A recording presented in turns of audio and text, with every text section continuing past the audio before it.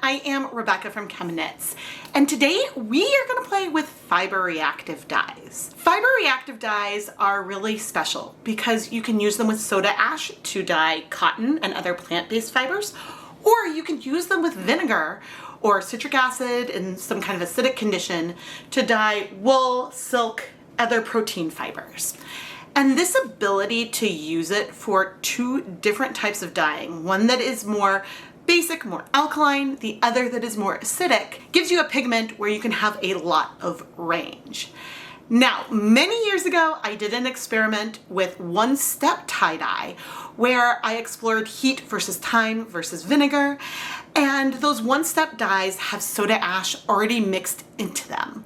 And so you don't need to do any pre-soak with soda ash or anything like that on your fibers. And I'll go through some of those results more in a minute, but the goal today is to do a version of this kind of experiment, but to really look and see how much of an impact heat and using a steamer basket makes when you are dyeing yarn with fiber reactive dyes. Because I will tell you, I base a lot of my decisions on that old experiment.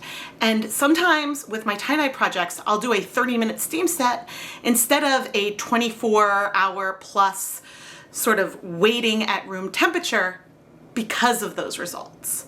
But let's go take a closer look at what I observed last time. Now in this image, over here we have 8 cotton mini skeins, and over here we have 8 wool mini skeins. And again, the dye that I was using was a tulip tie-dye, one-step tie-dye that had soda ash with the tie-dyes with those fiber reactive dyes. And the instructions tell you to wait 24 hours at room temperature after you dye it. Now within each of these little pairs, I had one mini skein that I pre-soaked with vinegar and one that I did not pre-soak with vinegar. I pre-soaked in plain tap water. There's really not a difference there. And I think that there was enough soda ash in the one-step tie-dye that it didn't matter that I had had the acid in our pre-soak.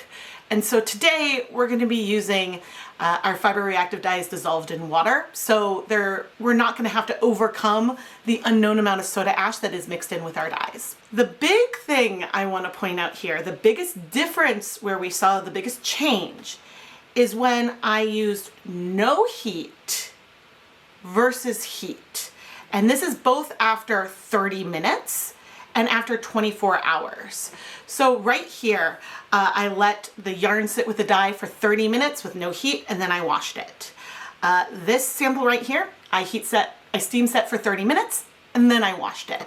And so having that heat created a significant increase in the amount of color that absorbed to our yarn.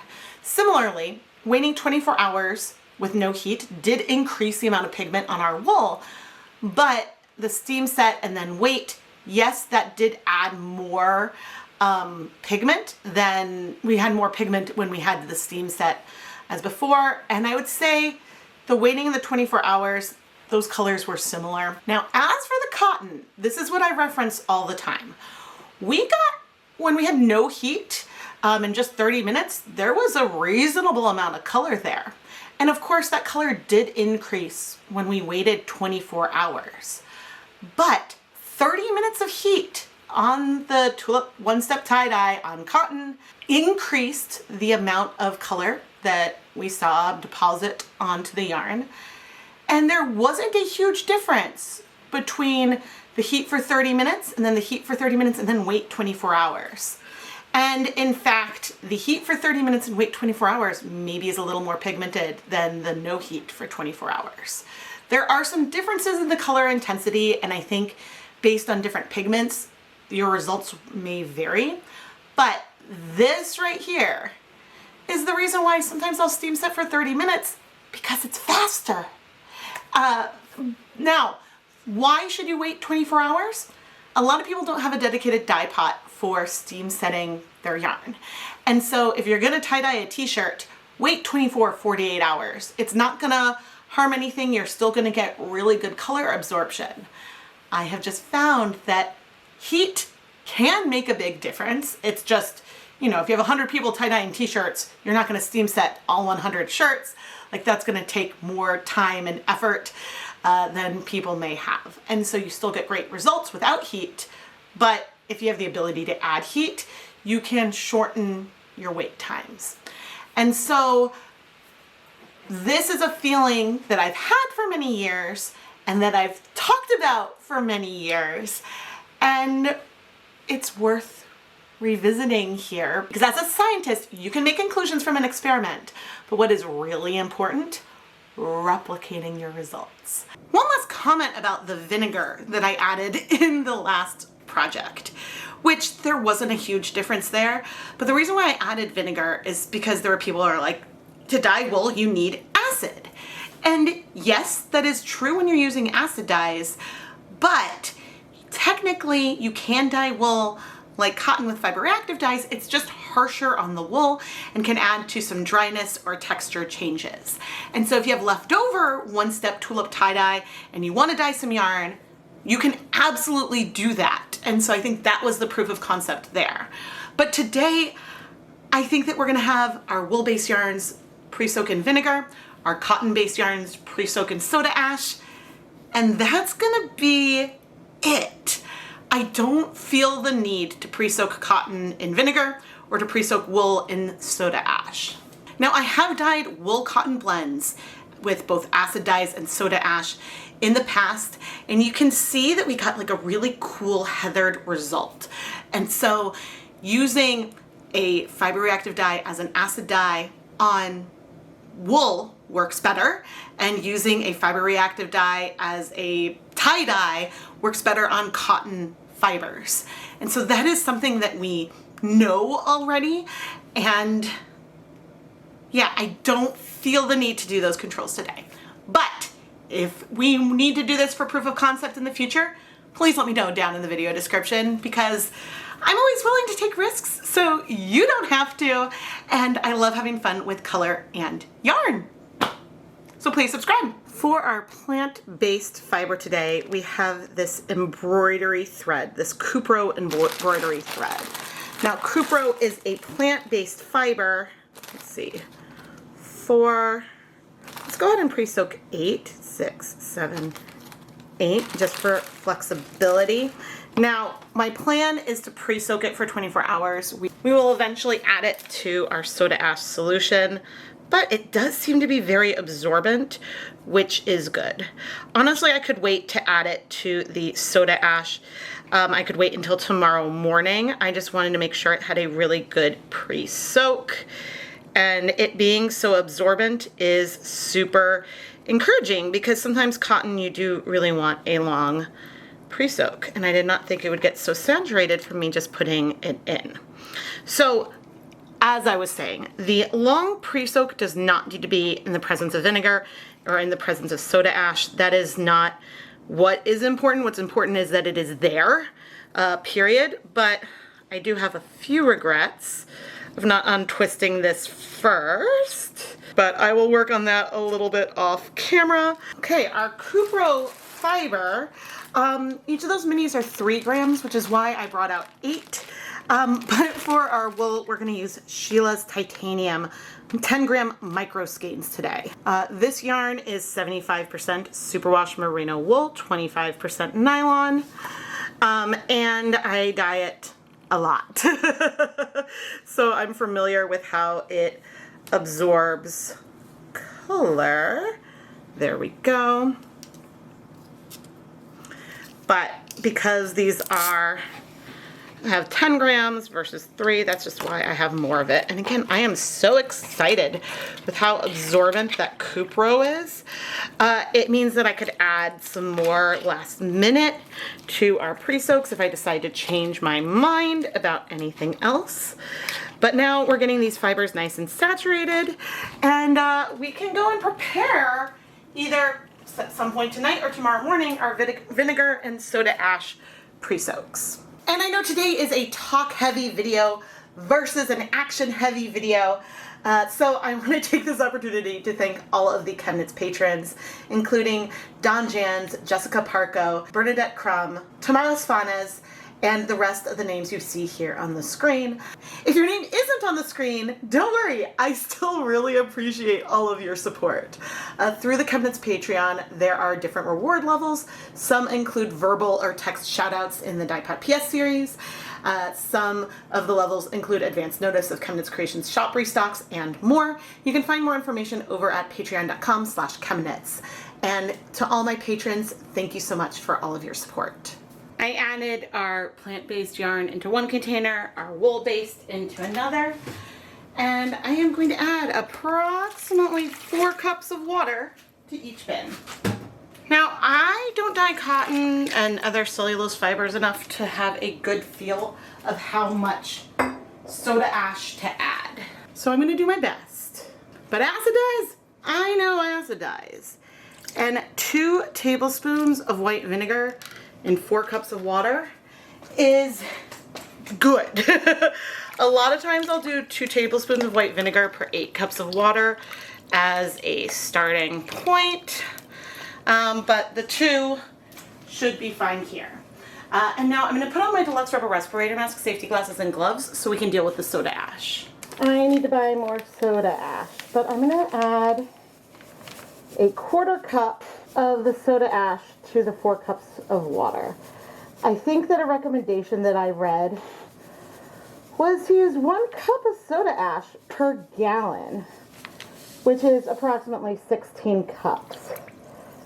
So this feels like a lot, but I also know that cotton is harder to dye than wool, and so that is why this is also important. Oh, that rubber band's broken, that's fine. I store it inside a secondary Ziploc bag. And since we're dyeing something with low volume today, I figured, you know, we may as well not like mix way too much. Now, I think in general it's probably best to set this up with hot water so it dissolves easier. I don't think it's a huge deal. The water will probably feel less cloudy and more translucent after a little while. So I'm just going to let all the yarns soak in their alkaline or acidic environments for 30 minutes or so, and we can start preparing our dyes. For our experiment today, we are going to use 4 different colors of Dharma Fiber Reactive Dyes. I have here lemon yellow, dragon's heart, which is an ice dye that is like a bunch of grains that break. We have royal blue, and then we have raven, which should be a black. Now I have put on my deluxe rubber respirator mask, safety glasses, and gloves once again, so I can measure out and mix up and dissolve some of these dyes in water, so then we can use it to apply to our yarn. Now, a lot of times when I'm dealing with dye powders, I advocate for using weight versus volume, but for simplicity's sake, I took a 1/4 teaspoon of our lemon yellow and royal blue, and then approximately a 1/4 teaspoon of our raven and dragon's heart. For those, I had to use a 1/2 teaspoon measuring spoon, but I tried to get approximately half of it full. Then for irony's sake, I added the dye powders into some tulip tie-dye bottles that I like to reuse over and over again for my dyeing projects. They're pretty good squeeze bottles. And it's just funny because this is not tulip tie-dye, not tulip one-step tie-dye. I'm just using those bottles. I filled each bottle about half full or so with hot tap water to mix up the dyes as well as possible. Hopefully we're not gonna have leaks and a mess here, but this is what I'm trying to do today, and we'll see how it goes. And I'm starting with less water because I can always add more water if the colors feel like they're a little too intense. My gut here is sort of thinking about the volume of powder that you add to a tie-dye bottle that I know has soda ash mixed in there, but that's sort of where my brain is going. Could be too much dye. It'll be okay. Editor's note, as clearly you can see, I did not put the powders straight into the bottles. I put it into cups because measuring spoons won't fit into the bottles easily, and I don't want to make a mess. So it would have been easy for me to weigh things out, but it is what it is. And here we have our 4 colors. I need to remember that we're dyeing under 100 grams of yarn for today's project. It'll all be really good. Yes, I could have brought over a color that had some red in it for a different type of pigment to see more comparisons, but I'm very curious to see how things will end up. Now, I'm gonna go ahead and set up 2 steamer baskets and get those nice and hot on the stove before we go ahead and start dyeing our yarn. And I'm gonna stagger, I think, the dyeing of the wool and then dyeing of the cotton. That way I can do each time step washing at a reasonable amount of time.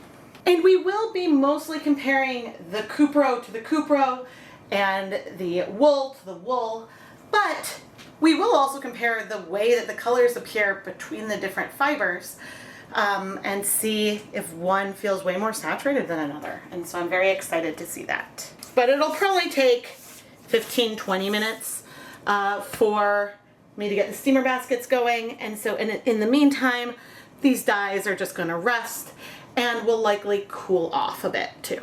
One of the first things I need to do is remove our yarn. Okay, and then I want to add new zip ties onto it. So that way I can keep track of which mini skein gets heat, how much time I waited before washing each mini. I am slightly interested someday in it maybe adding like a times 0, and I almost did that today, but I would never recommend really dyeing the yarn and just washing it. I think that would waste a lot of dye. You should just use less. So that's why that's not what we're doing today. But let's see. Now the downside is that these particular minis are a bit longer than the pan. So I think, there we go. It's gonna be okay if the amount of color I add onto each mini is not exactly the same. The goal is to more be able to compare the intensity of different colors, see if we see any differences. But I'm gonna dump this container so we have it on hand, and let's get our gloves on so we can start dyeing this yarn.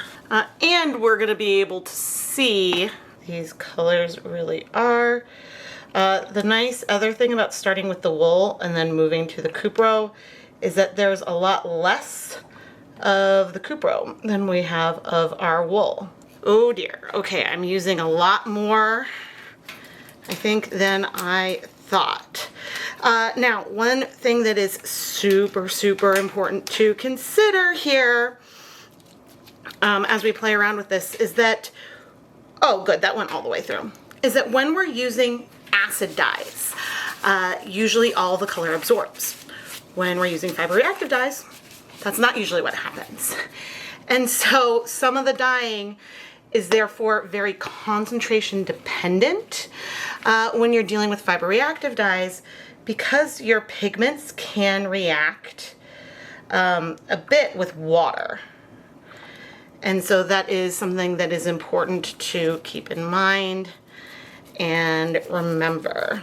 All right, I am working the colors through. I used a lot less of our green than I did of the yellow. We will flip the yarn to add more color to the other side.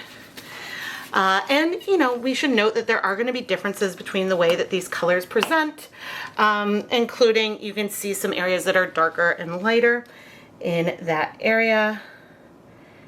And over here, as I'm doing this with the curve, we could have some differences in here as well. This blue is so pretty. I feel like I do have some just turquoise. I'm planning on dyeing with the leftover soda ash a shirt for myself sometime really soon. And so I'm just getting myself all excited. Now, in theory, on this wool yarn, we should see a lot of this color absorb. We should be able to see very, very little white left behind. And that is super exciting. But the caveat is, if I had way too much dye here, then we're gonna have color bleeding. So that is our caveat. Now, I did have some green on my fingertips before we went into our black. Is what it is. I did notice when I went and touched the green and tried to squeeze it a little bit that some amount of the green dye had already set a little bit onto the yarn and wasn't moving very much.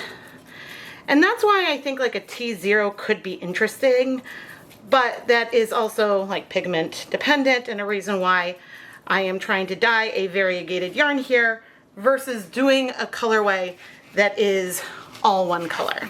I'm gonna want to flip these sections over to check our coverage. The black looks pretty good. I want a little bit more of our blue and green. This green was striking pretty quickly, and the blue part of something in the blue was striking faster than the other part. And all right, we have our colorway. Now, I have had paper towels on hand this whole time so that way I could wipe things on. Now, what I need to do is there's gonna be no heat in sample 1 and 3. Removing those and setting those aside. And for our other 2, we've got 2 and 4 that are about to have 30 minutes of heat. And I'm carefully lifting and putting these in.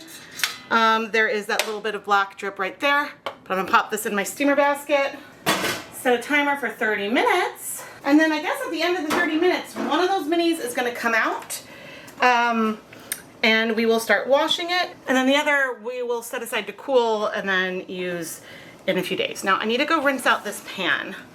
I just wanted to show sort of the status of my shoebox as I clean up some of these black drips, but I think we're okay. Clean the bottom of this and set it aside. But I'll be back soon with our cotton.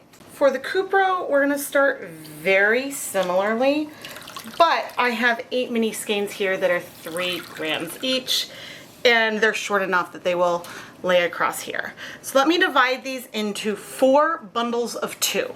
Here we are with our cupro. All right, fam, let's do this. Okay, this is our yellow. Spreading it on. Good, I have plenty if I need to flip and add to the other side.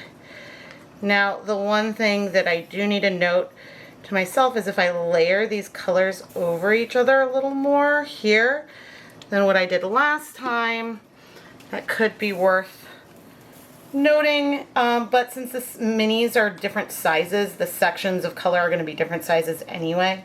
So I'm glad I didn't worry too much about that. Now, I'm adding a lot of dye. Once again, we're probably going to have something that drips. But we want to add a lot of dye because we want to be able to work these colors through. And you know, there may not be a lot of yellow behind if that green goes all the way through. Kind of it is what it is, but kind of working my way from lightest to darkest to try to work these colors through. Not so bad so far. This is looking, if anything, I feel like things look darker than they did on the roll. I've definitely added less liquid, which has me a little nervous, but let's try to flip things over. Things are looking very well saturated. Oh my gosh, as I go to flip, I'm not seeing white spaces left. I may add like a little more blue here. A little more black on some spots, a little more yellow. I think the green is pretty good. So I think we're good here. Now the two minis that need heat, as I put my steamer basket insert inside a thing, are 4 and 2. It would be convenient if I had those next to each other already, but of course not. Okay, let's grab 4 and 2. So far we're actually not dripping, which is pretty nice. So here I have this laid out. I'm gonna try to move that a little bit. I'm gonna go ahead and place this in my steamer basket. Hopefully it was all on camera. And I'm gonna start steam setting that for 30 minutes. And this time our colors that are gonna wait, I feel okay having them just sit here for a little bit. I don't feel a strong reason to move them. And I think that should be okay. At the time I finished the cellulose fibers, there's still 15 minutes left for our wools to steam. I just wanted you to have a feel of what this looked like. We're very steamy. That is our yarn in the steamer basket, because when the timer goes off, I think we'll be at the sink and you'll see me bring the yarn to the sink. And look at me with 2 different containers of water for the washing. This is more because I'm curious. And if we see bleeding from both the steam set for 30 minutes and the sat at room temperature for 30 minutes, then maybe we'll know we had way too much dye. The asterisk this time, so many asterisks today, but this particular asterisk is also that we're going to be adding hot yarn to cold water, which normally I don't recommend, but that is a situation that could result in more bleeding than if we let the yarn finish cooling down completely before washing it. But I want to try to wash both at that 30-minute time point. So, editing Rebecca will keep track of all these variables that are things that we could change if we do this again. In like 6 years. All right, that timer went off. I'm gonna want to put my gloves on. Okay, I am going to turn off the heat on the wool steamer basket. And I need to check to see the ones that get washed now are number 1 and number 2. Okay, I am pulling both from the steamer basket, but number 2 is going straight into the water, as is number 1. And I think we see something that shouldn't be that surprising. Right? No heat. Is having some bleeding happen right away, and our with heat, I would say, pretty much doesn't. So this is the one I'm going to focus on right now. I'd like to avoid back staining as much as possible. And we're going to add some dish soap in here. We can also add some dish soap in that one, which now you can't see the bleeding as much, but we want to try to rinse out any excess dye, and hopefully all of this washing is going to take less than 15 minutes. But I can tell you I still see color in this one, and maybe we splashed into the other one. That would be okay. But the good news is that it does not seem like the color is transferring onto the yellow. But already you can see that our colors over here are looking less vibrant. And hopefully, I'm still seeing some bleeding, but it's less. And I'm going to remove my gloves at this stage, because we can check in over here and rotate it back. Our colors feel more saturated, and again, it's going to be hard to say for sure if we have any bleeding over there, because I think some transferred, but certainly it is very, very different. Our black is looking more black over there. Over here, our black is still dark. It's looking more navy to me than it is black. And that one's mostly clear. This one we still have a little bit of color, but it's rinsing out pretty easily.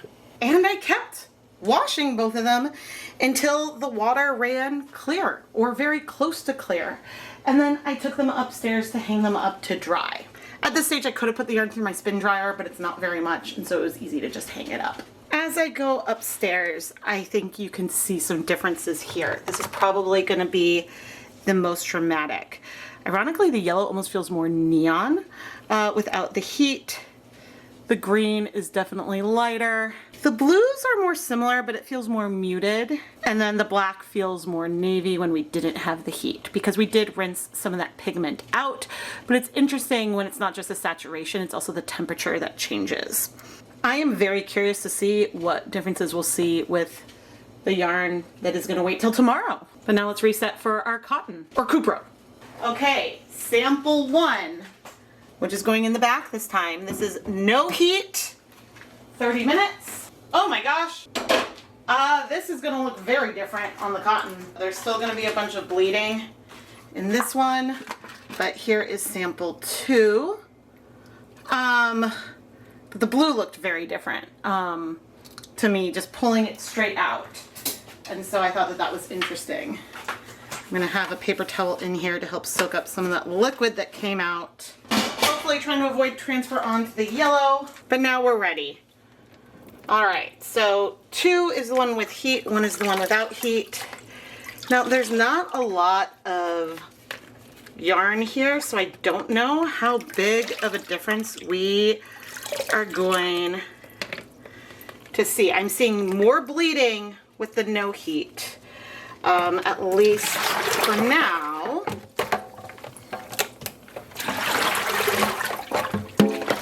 Okay, and I'm gonna fill things back up and we're gonna add soap. Now it's possible that heat, when it comes to tie-dye, and I'm gonna have to add water into this container because we're at the end of the soap.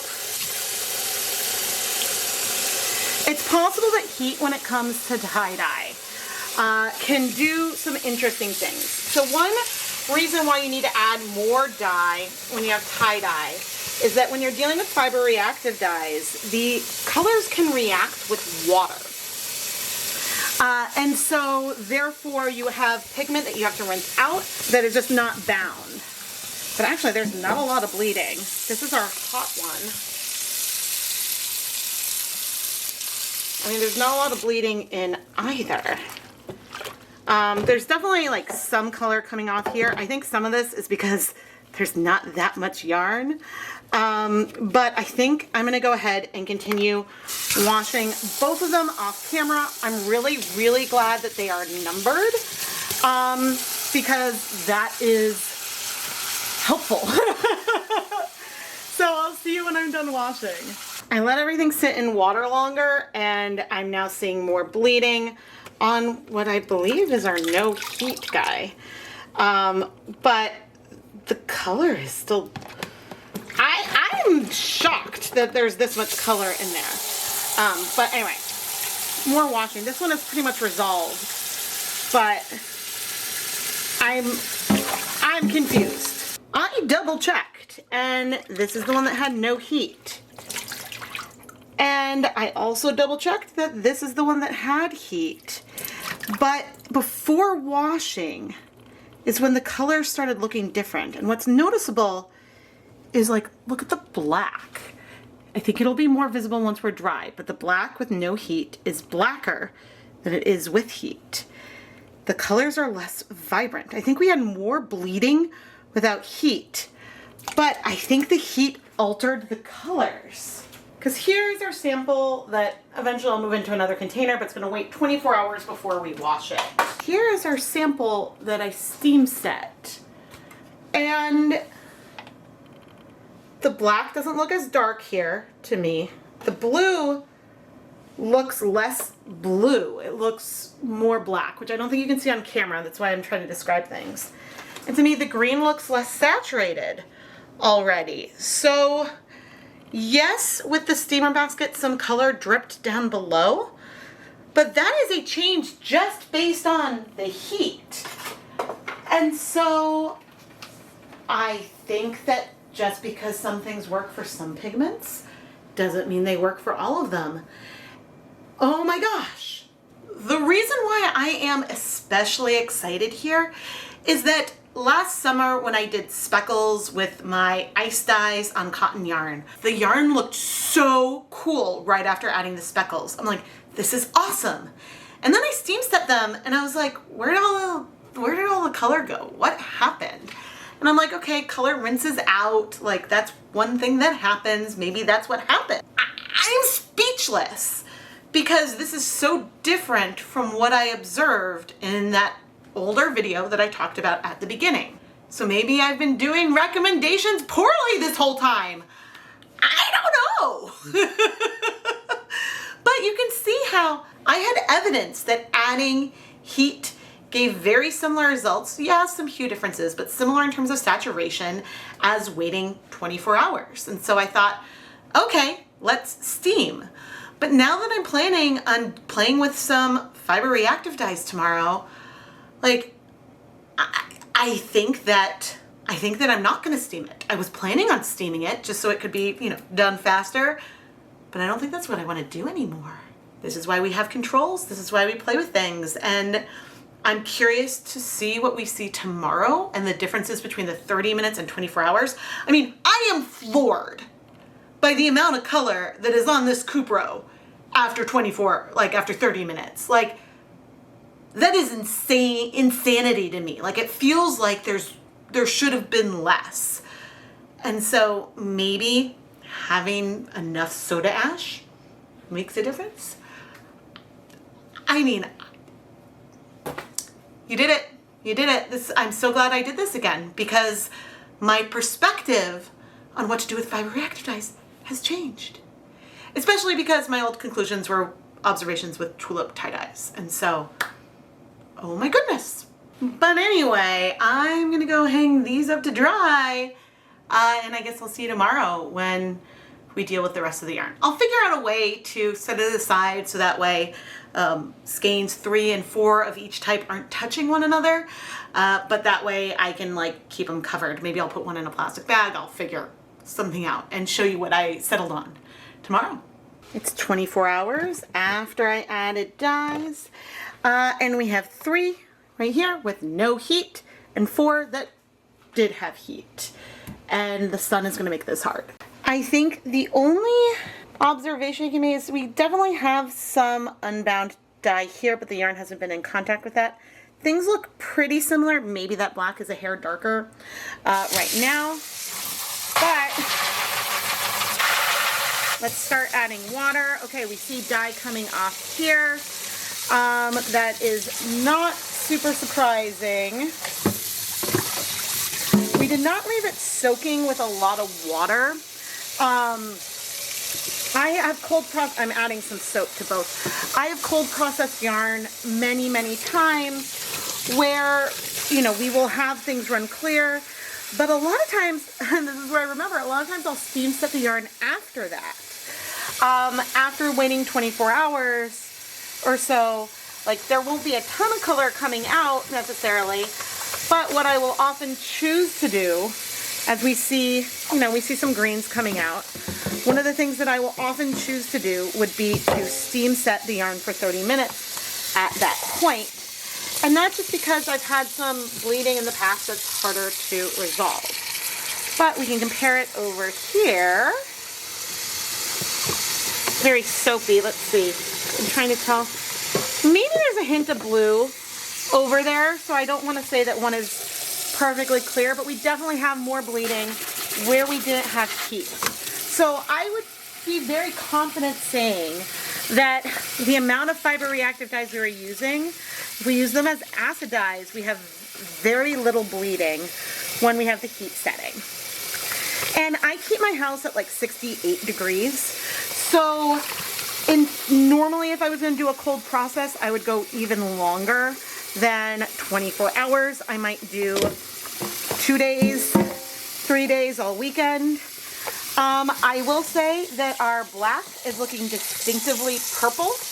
There it's looking very eggplant.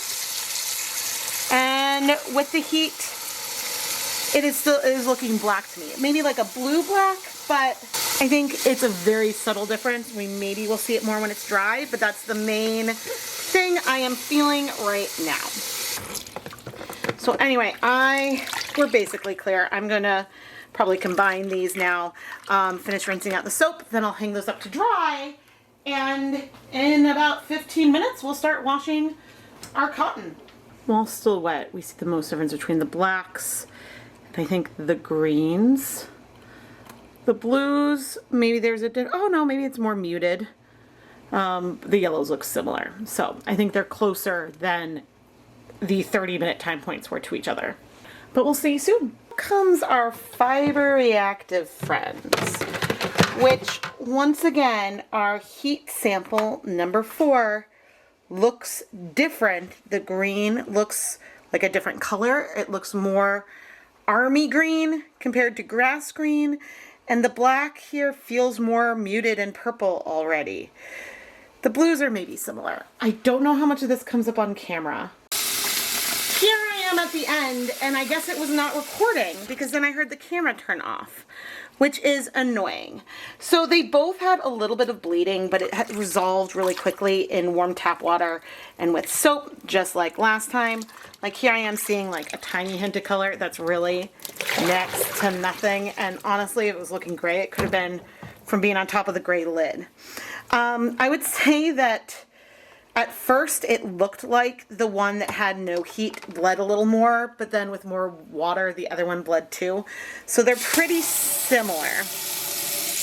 But I think now you can see a little bit how the tone of the greens is so different in here, which, to be fair, we know it's a color that breaks, and so there could have been like different amounts of color added onto the yarn, but we saw this in multiple samples. I think it has something to do with the heat. And when we had the heat, our black is more purple than when we didn't. And so there's some pigments that just don't like the heat, which I find pretty fascinating. So I'll be taking all of this, hanging it up to dry, and well, very momentarily, I mean, I'll rinse it a little more. So you can see we do have a little bit of color coming out still. But momentarily, you're gonna get to see all 8 minis that we dyed, and we'll see what we've learned. Because again, this is why we do experiments. We try to learn. And I'm very happy to admit when I was wrong. Editing Rebecca here. I just got back from the library where I was editing and I messed up.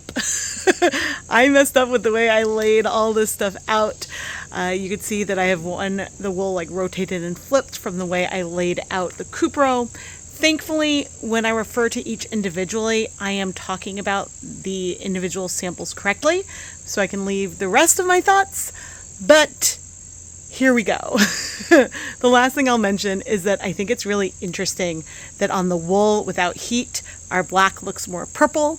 And then when we have like the cupro with heat, that looks more purple. The first thing I want to do is show the cupro that we treated with soda ash after 24 hours of no heat. And this happens to be the 24 hours with heat of the wool. It looks nearly identical to the 30 minutes, and this one was closer. But the main thing I want to show here is that the color intensity of each of the colors is pretty darn similar, whether we're using vinegar and wool or the cupro and soda ash.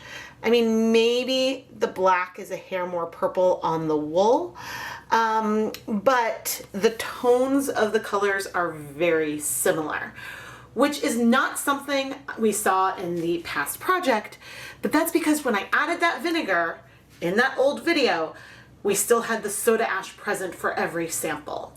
And so using professional fiber reactive dyes, you can get similar colors on your wools and on your cottons if you're using them correctly for what your goal is.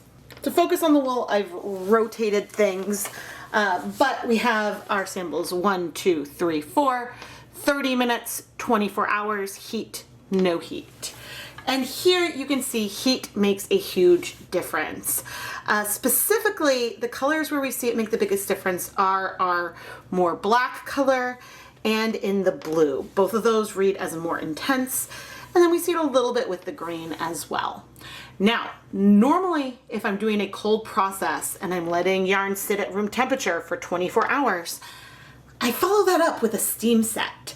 And so that is one variable that I did not include in this project that maybe, and I'll try to have editing Rebecca write this down, if we're gonna do this again, then maybe I would include that as well. Because I have not done that many comparisons of like cold process versus not cold processing with the same colors. And the main difference is that we had dye bleed and leak out here and we didn't have as much of that here. And so my hypothesis is not that the heat changes the pigment, it's that there was some pigment that was unbound when we didn't have heat, and so then when we rinsed it, that came out, resulting in the differences we see. But these two are very, very similar as one would expect. Like, I don't see any differences that I can say, oh, that is a massive difference. The biggest difference between anything with any of the variables is when we didn't add heat and we just let the dye sit on the yarn for 30 minutes. It is impressive how much color we have there, but adding heat with acid dyes and wool is important. And I think the only thing with like the cold process, and a reason why I add heat at the end, is that there are some pigments where you do need that extra little bit of heat for those colors to finish setting. And so therefore that can be important. Our cupro minis, we have no heat, 30 minutes, 24 hours. And here, the minute I removed the yarn from the steamer basket, I knew that something was off because I could see that the black looked different. And this is so wild because using heat on the wool gave us colors that are very similar to here and waiting 24 hours. So I don't think that this is because I used cupro versus just straight cotton, because when I speckled on cotton with these dyes, I saw beautiful colors in the yarn. Then I steam set it and I was like, oh, this feels like, I don't feel like that color is there. Did it wash out? Did something happen in the steamer basket? What is going on? And so we now, because of this comparison, know conclusively that some of the pigments, specifically, I would say the greens are looking very, very similar to me. I would say specifically in our blue, which looks less intense, and our black, there are some pigments that with soda ash maybe are heat sensitive. But it still is weird to me that I don't see them. Like, I know that water and heat and soda ash can deactivate some of the dyes and they rinse out. But it's not even that it deactivated the color and then it rinsed out. It looked different before I even brought it into contact with water. And so there is something in there that doesn't do well with the heat. And so this blew my mind and is just so different from what we observed last time. I went back and looked at the old video, and I went even further back and watched sections to make sure I labeled things correctly. And with the tulip tie-dyes, adding heat increased the amount of pigment that we had in our yarn. And there was definitely like a huge difference between like the 30 minutes and like the 24 hours, and then even like 24 hours with and without heat. I felt that difference there. And so maybe it's the amount of soda ash. Maybe I'm using a lot more than what's in Tulip One Step Tie-Dye. I mean, these colors are way more vibrant than anything I have really ever achieved on cotton that I've dyed. Again, maybe it's the cupro, but I do have a t-shirt that is, I think, like a cotton, maybe polyester blend that I'm about to start washing later. And I'm so curious to see if that's going to be significantly more vibrant than anything I've done with a one-step tie-dye. Because, I mean, this just means that, I mean, technically it's different. We don't know what's in the one-step dye. We don't know what else, like maybe do they have salt? Like what else do they have present to keep things working? And so maybe having significantly more soda ash around can cause like the dye to like shift when it's heated. I don't know. Or degrade. I really don't know. But here's the thing. It doesn't matter that the black sort of turned purple in these two samples. And the reason why it doesn't matter is because it worked so well, just waiting even 24 hours. And therefore, I have to change my recommendations on how I'm going to do things with these cotton dyes. And I think it could be worth redoing this entire project again in the future. But specifically doing it on some cotton yarn mini skeins that I make. It doesn't matter if they're all the same size or not, because it's possible some of these differences have to do with the cupro, but I don't think so. And so, yeah, maybe there's a sweet spot for the amount of soda ash, but I'm using the proportions of soda ash to water that's recommended from the manufacturer. I don't always follow manufacturer instructions, but you know, there's times when I have anecdotal evidence that things work a certain way, and then I do it that way, and maybe I've been doing things for years because I thought it made a positive difference, and maybe it doesn't.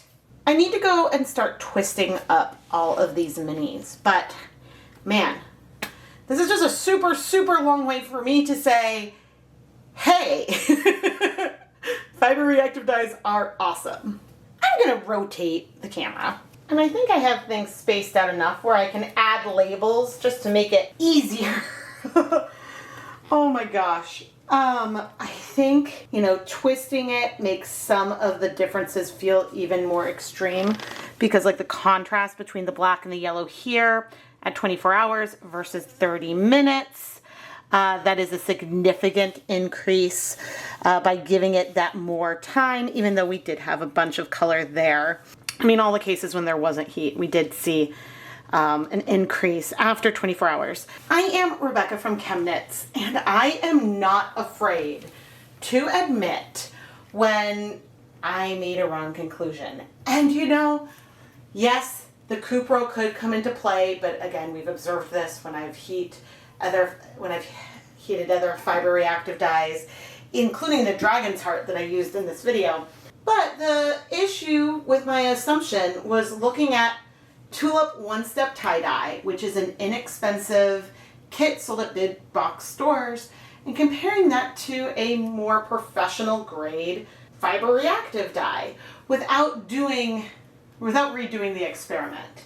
Because using a different dye source can give you different conclusions. Now, if I was going to be comparing Dharma Fiber Reactive Procyon dyes to Jacquard's Procyon dye line, I imagine things would still be very similar. But you can't always say that for sure. And there have been so many times where I've tried a new dye brand to me, and I'm like, this worked exactly as I expected. But you know, it's sometimes worth trying and seeing because every once in a while you'll get a surprise. And I know that moving forward, I am much more inclined to let my cotton sit for 24 hours. And in fact, I keep mentioning this tank top that I have dyeing that I'm going to be washing soon, but that is a project which sat out all weekend, so longer than 24 hours, but that is a project where originally I was planning on steam setting it, and the brief results from the 30-minute time mark here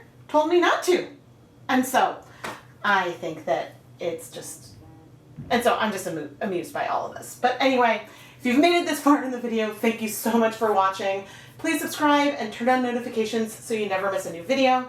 And if you like watching me figure things out and want to support and help push me in a direction to try things like this video, I made this because the patrons voted for it, and otherwise I might not have done it. Go and check out the ChemKnits Patreon. I'll have it linked down below. It's a great way to help support all the content here beyond subscribing and engaging. And you even can follow the Patreon for free and get access to public posts and announcements when I launch a new pre-order and things like that. Speaking of pre-orders, there is still time to pre-order the 2025 ChemKnits Hanukkah sampler. I'll link that in the video description as well. And I guess the only thing I have left to say is I am Rebecca from ChemKnits, and thank you so much for watching.